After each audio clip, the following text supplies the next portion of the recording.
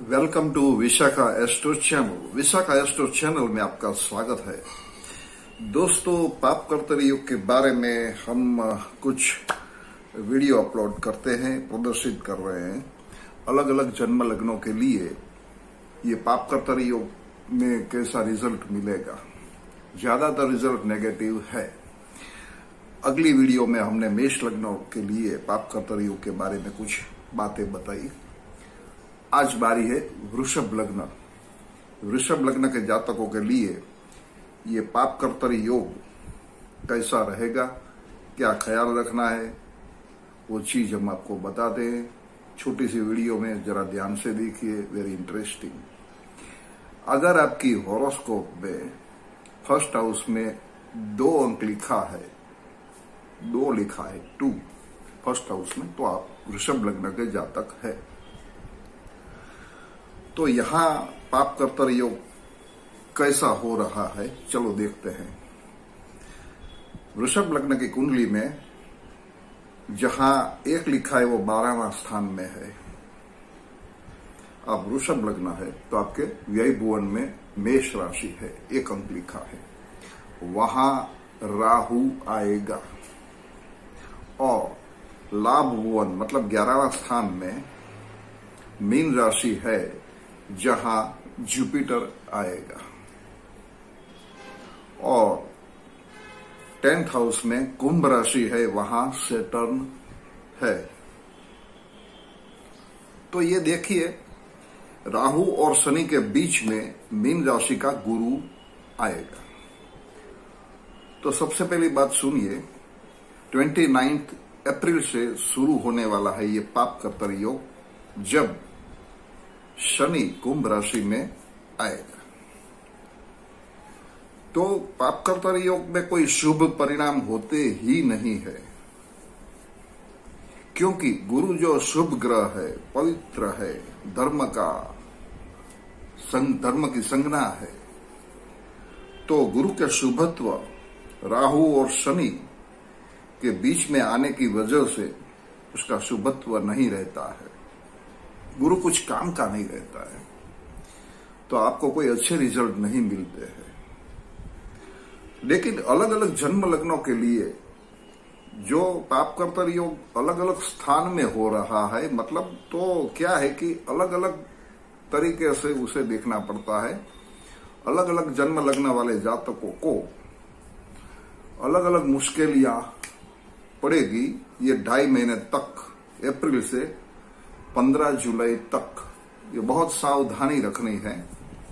तो कौन सी बातों से सावधानी रखनी है, चलो ये उसकी छोटी सी चर्चा करते हैं। वृषभ लग्न वाले जातकों के लिए 12वां भुवन में राहु आया है, वो अच्छा नहीं है। राहु का ये 12वां स्थान आपको बहुत मुश्किल कर सकता है। कभी भी कहीं भी आप गलत काम मत कीजिएगा, क्योंकि 12वां स्थान में राहु बंधन करता है, कारागृह जेल तक दिखा सकता है किसी को भी। तो कहीं भी कोई ऐसी एक्टिविटी मत करना जो आपको कोर्ट तक घिसड़ जाए। दूसरी बात, ये व्यय भुवन है, तो जो भी आप कुछ भी थोड़ी बहुत कमाई है वो सब उड़ा देगा। गेन, हाउस ऑफ गेन, खर्च बहुत बढ़ जाएगा। तो सावधानी पूर्वक खर्चा कीजिए, सोच समझकर। कभी भी उधार मत लो। ये पीरियड में एक बात खास ख्याल रखना है, लोन मत लो, किसी के पास से उधार मत मांगो। जो भी पैसा आपके पास है उसी के वो बजट में से ही आप कुछ भी करो। फिर भी ये 12वां स्थान का राहु आपको कोई ना कोई तकलीफ से आपको खर्च में डाल देगा। सावधानी तो रखनी ही है, चिंता का विषय नहीं है। 2.5 महीने तक का ही सवाल है। जब जुपिटर सैटर्न जो है वापस चला जाएगा, वो थोड़े दिनों के लिए ही है। दूसरी बात, जो गुरु है वो लाभ भुवन में है, 11वां स्थान में स्वगुरु है। फिर भी उसका कोई इफेक्ट रहने वाला नहीं है। पाप कर्तव्य योग जो बन रहा है तो मतलब लाभ की तो आशा छोड़ ही दीजिए। नो प्रमोशन, कोई तरक्की नहीं, कोई बिजनेस में प्रोग्रेस नहीं, उसकी बात तो छोड़ो, लेकिन नीचे मत गिरना है आपको, ये बात का ख्याल रखना है। क्योंकि छठे भुवन में केतु है, जहां नौकरी का स्थान माना जाता है। तो आपके मन में बहुत ही केतु है, वो आपको सपने बहुत दिखाता है। आप बड़ी नौकरी के लिए, अच्छी नौकरी के लिए ये नौकरी छोड़कर आप दूसरी ढूंढने जाओगे तो ऐसा मत करना, नहीं तो दोनों साइड से आप कहीं के नहीं रहेंगे। जो भी है, आपका जॉब है, व्यवसाय है, बिजनेस है, वो पकड़ के रखिए, शांति से बैठिए, सोच समझ के एक्शन लीजिए, ये बात करनी है। This is fact. ये 2.5 महीने का पीरियड है, बहुत समझदारी से काम करना है।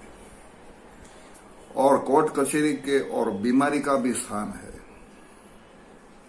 कोर्ट कचहरी के मामले में गलती से भी नहीं जाना है आपको।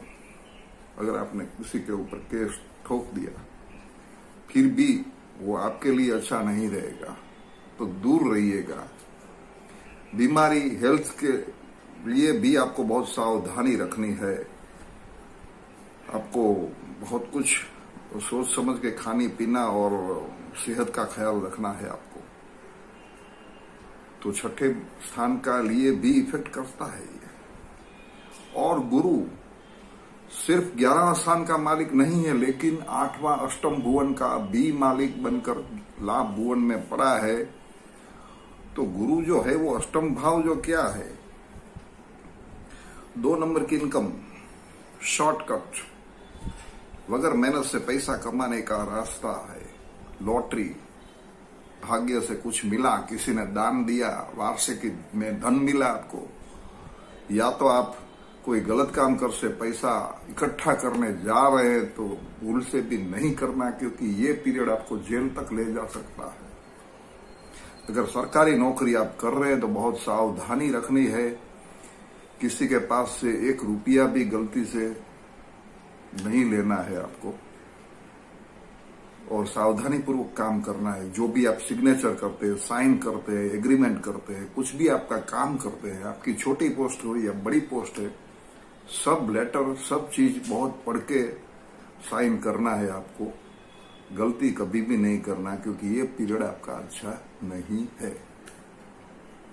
विदेश के लिए भी खर्च हो सकता है, क्योंकि राहु जो है वो खर्च करवाएगा। तो ये सब चीजों जो है, यो व्यय भुवन बहुत स्ट्रांग बन रहा है आपके लिए, हाउस ऑफ गेन। तो लाभ भुवन जो है उसका कोई बेनिफिट नहीं है यहाँ। काम क्या करना है आपको, इसमें डरने की कोई जरूरत नहीं है। जिंदगी में चढ़ाव उतार सबको आता है, लेकिन ये पीरियड सावधानी रखने का पीरियड है। 19 अप्रैल से 15 जुलाई तक, समझो पूरा जुलाई महीना तक, 2.5 या 3 महीने तक आप शांति से बैठिए। ज्यादा पैसा कमाने के लिए दौड़ने की जरूरत नहीं है, गलत काम नहीं करना है।